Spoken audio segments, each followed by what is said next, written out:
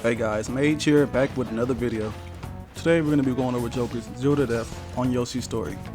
Now to my knowledge, MKLL was the first person to ever pull this off, and it was done on Yoshi's story. This can also be done on Battlefield, but we will get into that much later.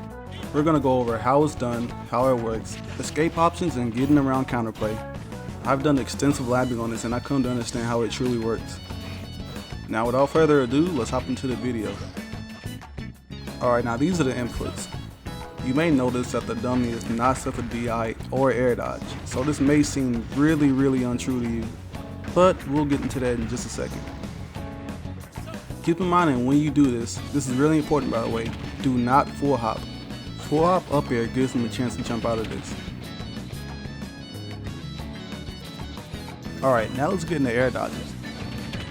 Mario has a frame 3 air dodge, meaning he can't get away from this until frame 3.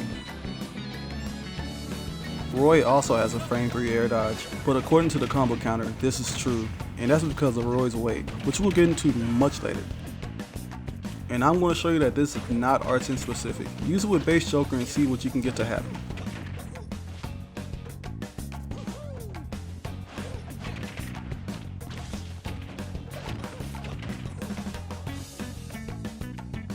Alright, now I'm going to talk about certain characters that we need to watch out for. Yoshi being number 1 because of the frame 1 armor on this jump. On to the next characters, it's going to be Marth and Lucina. Watch out for their B because it is frame 1 and it can screw you over if you're not tight. Snake may be a heavy, but he is far from combo food because of grenade. Pokemon Trainer. Keep in mind that Pokemon Swap is frame 1. Also Squirtle's really tiny and hard to hit. Rosalina, yeah, all I gotta say is Luma's a homie. Showcase the ability to go on the shield art if he gets grabbed, so be careful there. And finally, Bayo. She's not really an issue or anything, but just be aware that she can dodge frame 1 because of bats. Now with that out the way, let's get into how DI affects everything. This is what it looks like when you up throw and don't take DI into consideration.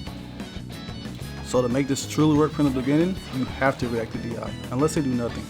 Now we're going to get into air dodges and DI. It may look hopeless right now, but do not worry about it. Because even with buffered air dodges and constant DI, you can still combo Bayo, who has a frame 1 air dodge. And if you're able to combo frame 1 air dodge, frame 3 should not be a problem. And now, heavies. Not only is their air dodge frame 4, but they're also really big and easy to combo. I'll leave a link in the description that shows everyone's air dodge. Alright, now this is very much still possible in game because people don't even DI this great. But you can get mixed up from time to time if you're not careful. And as I said before, Pokeswap will save this character from this setup, so keep that in mind and go for frame traps. Olimar Whistle is frame 2 armor, but even that loses to good execution. And now we're getting into Battlefield. No matter what you do here, you will not get a kill. That's because the top blast zone is 192, which is really high, while Yoshi's top blast zone is 180, making them dot the top a lot sooner. Not to mention that Yoshi's platforms are a bit higher. And while we're on differences, let's talk about 2 characters that change the way Joker's up air works. Those 2 characters are going to be DK and Ridley. And when you up air these characters, they end up behind you, which I'm pretty sure is due to their hurt box. So remember to always turn around once you get your hands on these characters. Next, we're going to get into how weight affects this. This is completely true on Cloud, and that's because of his weight. He weighs 100.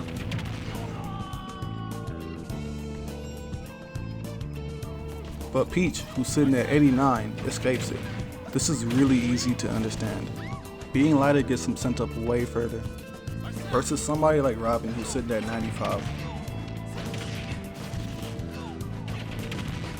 See how it works now? The heavier you are, the easier this works on you. I've done a lot of testing on this and this seems to be true on tall characters that are 95 or above. Now, one more example just to get my point across. Ken is a tall character who is 104 and it truly does work on him. But this does not work on Pac-Man even though he is 95. This is due to him being a smaller character. I got all of my facts from ultimateframedata.com. The link to that will also be in the description below.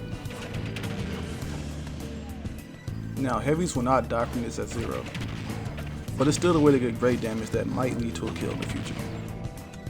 I find it a lot better to get the heavy off stage here.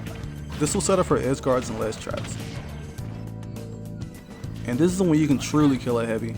Note here that they cannot tech after the first down there, which means that they're just truly going to explode.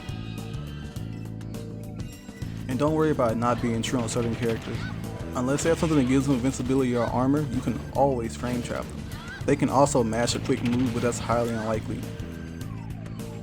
And when I say always go for this, always go for this.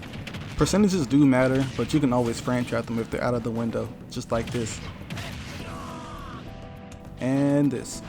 The opponent's only option here is to jump. Air dodging down like this will get you killed every time.